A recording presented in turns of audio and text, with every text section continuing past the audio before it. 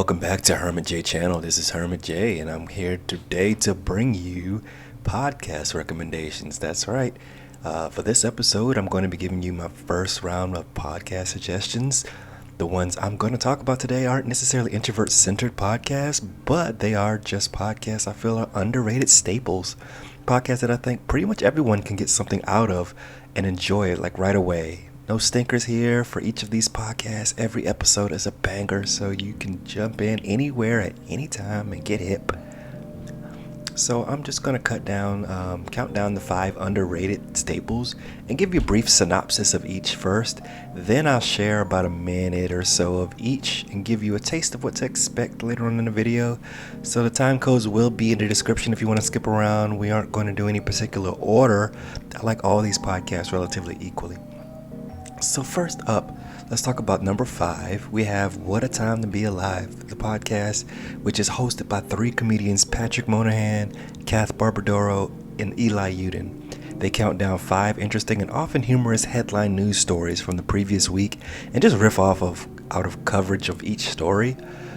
These are pretty funny guys. They have great chemistry and banter and will likely guarantee at least one good laugh every episode.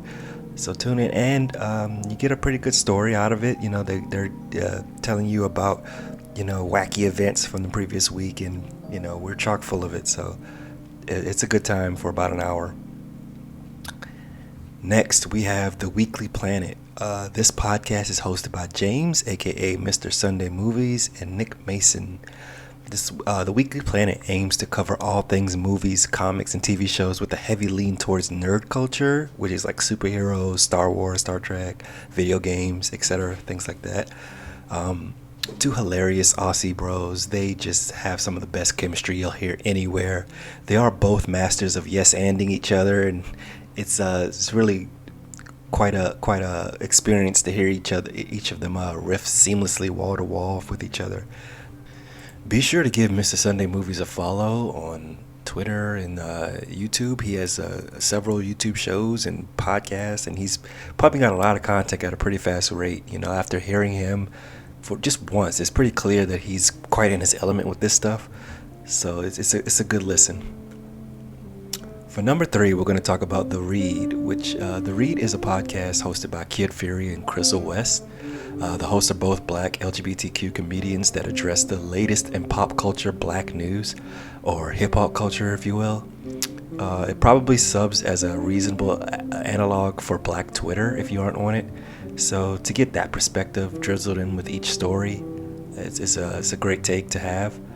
They also spend approximately half of each episode answering listener submitted questions. I don't love this section of the pod, but again, they have a worldly and uniquely black take on pretty much everything and give you some really solid insight into the lives of each listener. So it's often pretty sassy, it's pretty vulgar, but if you aren't sensitive to that stuff, you're in for a pretty good time. As a slight rant, I hate when podcasters really phone it in.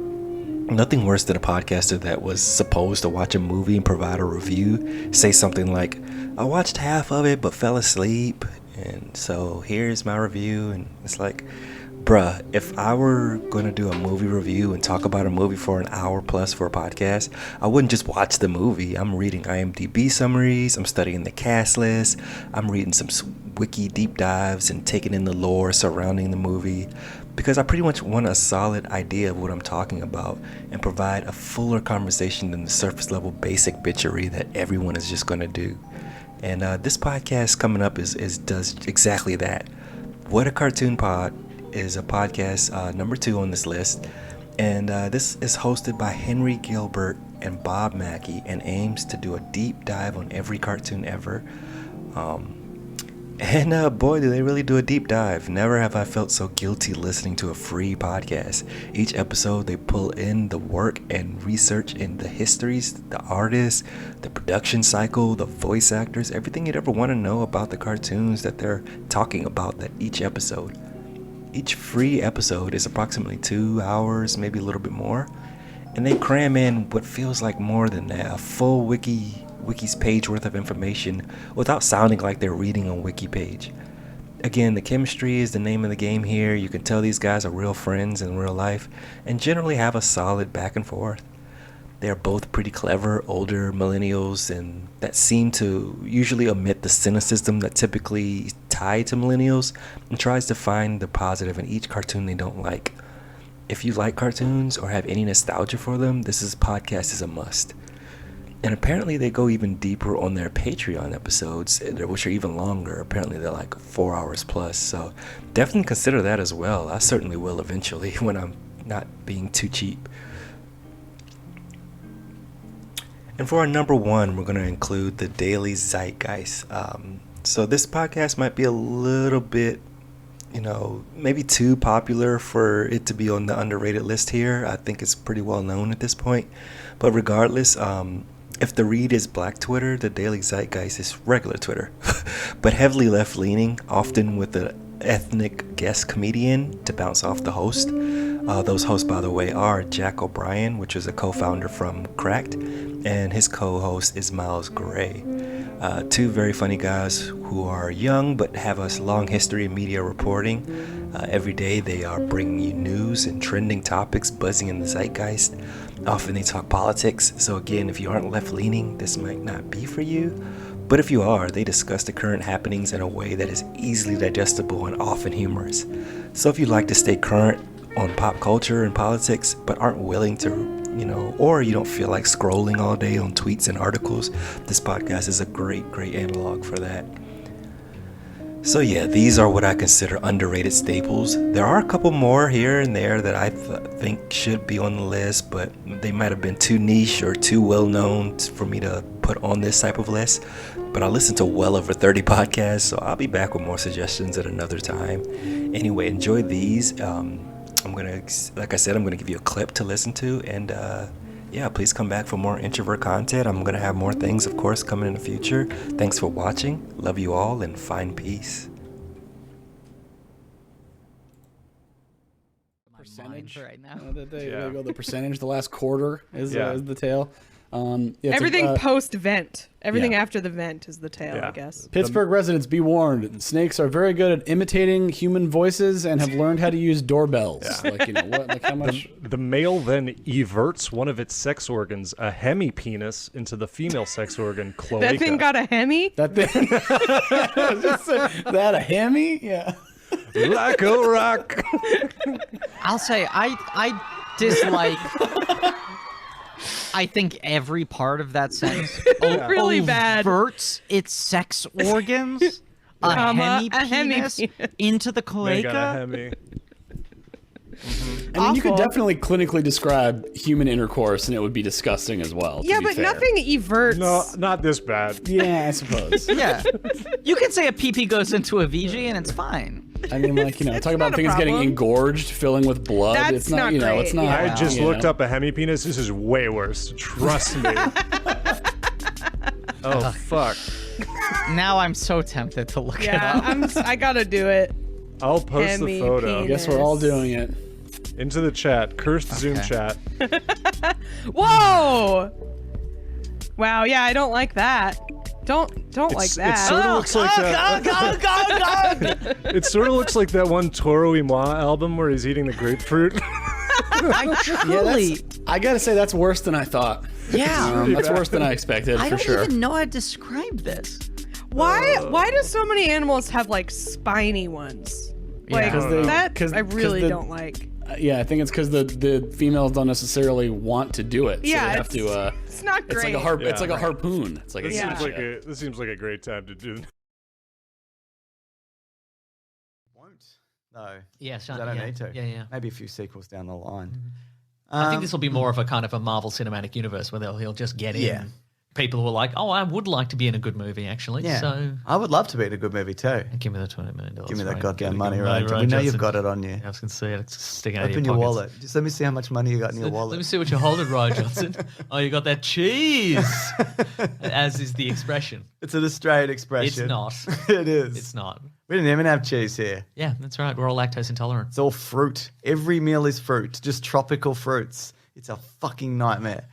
Mason, Deadline are reporting that Russell Crowe is going to make a fun little cameo in the next Thor movie. Does it say fun little I cameo there? wrote fun little cameo. The headline doesn't say fun little cameo. No, but they're saying he's making I'm excited to be here and making a fun little cameo. But they said he's going to be in it. To win it. Like, that's right. And it's going to be a minor role. Okay. So I think it's just going to be like a Matt Damon in the last one and et cetera and so forth. So that's fun. Yeah, good on you, Russell Crowe. Get that cheese. And, he's from New Zealand, so he wouldn't understand that expression. So I apologize. Get that kiwi bird or fruit. So the universe you're building in this episode, James, Go on. is that Australia doesn't have cheese, Yep. but we have an expression called that is get that Yeah, cheese. because cheese is rare. We don't have it. Okay. So it's like you get that if you can, because we do not have any cheese. So is it a metaphor or is it do we really mean cheese? No, it's money, because you can't get cheese here. Right. Do you understand? No. It's good though. Everyone who listens to this gets it. It's just you. I'm hoping you very add more clear. to this in this or subsequent episodes, but I like it. I like the world you're building. Thank you. Star Wars news, Mason. I'm ready. The look on you was smiling and then your face just dropped. Like you were It's just- business time, James. There's no time for fun because the Star Wars news has started. Did you see that some stuff dropped on Disney Plus as well now? Star Wars animated, Legends. like- There was No, it's called. Really, really proud of you. All right, so let's start with an update. I believe it was last week that we talked about Tyrese and his new girlfriend. Okay, and no, I'm him gonna shaving her vagina on Gonna go get some Instagram weed. stories. Well, many of the girls on the World Wide Web had similar reactions to us on the program. And so Tyrese's girlfriend, Timothy, posted the following response on her IG stories. She said, "Wait, let me get this straight, ellipses. Oh no, it's about to be fucked up. I'm supposed to seek validation with my life from y'all MFs I don't know. Okay, got it." With like maybe a full dozen crying emojis. Who said that? Who said you were supposed to seek validation from niggas on the internet? I guess like that was her response to everybody having an opinion about her choices, their But choices. nobody said you should care. Why would you make that assumption? Y'all just be talking to talk. I love when the girls like get a response or reaction that they weren't craving. And then their response is, "I'm not looking for validation from you bitches anyway." Yes, you are, hun. I'm here to let you know that's exactly what you're doing. See, the thing about it is, you might. First version of Dexter's Lab, so a brief overview of it.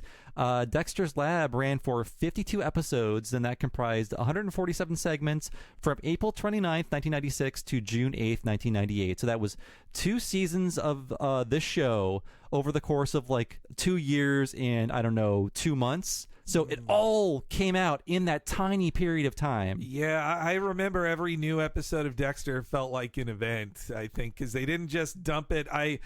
52 is, like a standard order that's one for every like week of the year, but they didn't it was different than a syndication dump. Like they're like, oh, a new Dexter. I think Cartoon Network was obviously still learning about like, how do we promote a new episode of something? We've only been Hanna-Barbera reruns for so long. Well, now they're like, we're going to release 8 at once on an app you won't use. So Yes, that's their yeah. strategy now. But back then, I was looking at the wiki of like air dates, and man, they when they had new batches of episodes, they never missed a week. Like there were no delays or episodes stuck in production. They were pumping these out so quickly because they had a team of super young guys making this show. Yes, yeah, who seemed to dedicate like everything to making that series, and yeah, they pumped it out fast, and to see it now, like it's great to watch it on HBO Max. I was dipping into about a dozen or so episodes in the lead up to this, and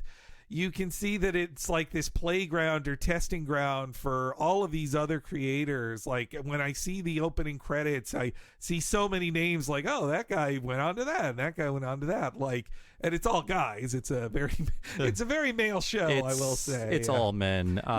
Yeah, and going back to the show, it made me realize that secretly, it's kind of been. I don't think this has been forgotten, but I think this. But I think a couple other people have noticed as well that ever since the news, ever since the news of Bill and Melinda Gates breaking up, there's been a lot of Bill Gates accounts popping up, and apparently it's not just because Bill Gates is like super horny. It's scammers. I think everywhere, it's just like them breaking up has just created all kinds of internet jokery of all kinds of shenanigans. So Tinder, they were asked, like, what's going on with this? Do you think like there's a lot of people trying to impersonate Bill Gates? They said, like, we don't have all the data specifically as it relates to Bill Gates' fake accounts, but they basically said, but trust us when we say this. You will not be able to successfully impersonate Bill Gates for too long, because there's like apparently a few steps that they have to say. So if you want to verify your profile, at first you got to scan your face with like facial recognition software so it will match the pictures. There's like, okay, so good luck with that. And then they're also reviewed and scanned for like any oddities before going live, apparently. And they said if someone did want to like flag it, then they could look and further verify. But they're saying while some people may get through it like by being clever about stuff, overall, more than likely, if someone does get to you saying they're Bill Gates, it probably won't be. But also they're saying you might not even encounter Bill Gates. They're trying to clean up Tinder, okay? We get it. Why are people even doing that? That's my fucking like, that's my major if it's like, who are you making laugh with that? Who are you fooling? Like, it's too much. There's too much emphasis put on just being able to make someone look like an ass as a victory. Like, if you're not saying anything or doing something particularly funny, this all feels like just whack, like starting a fire in a parking lot kind of shit. You know what I mean? Where it's like, it's like the first thought of a joke, which is, what if Bill Gates is on Tinder and we made that, and it ends there, and it's not funny after that. It's like we impersonated a divorced man trying to get laid to other people. Like, it's like right, and then you're oh, dude, I matched with my mom. What do I do? It's like, fuck. Oh shit, I didn't intend for any of this. Shit. Last night I had to dress up as Bill Gates and fuck my mom. She was so into it. I feel so stupid. Is there some like cultural weird urge to impersonate Bill Gates? Because there was also that Bill Gates impersonator on Nathan For You who was like, didn't look like Bill Gates at all, but was like still like, yeah, I'm a real Gates. Yeah. Who I ran into at the supermarket, and I made him take a picture with me when I saw him. And he was wearing his like Arkansas Razor, because he's a big Razorbacks fan, if you remember the Nathan For You episodes. But yeah, I don't know.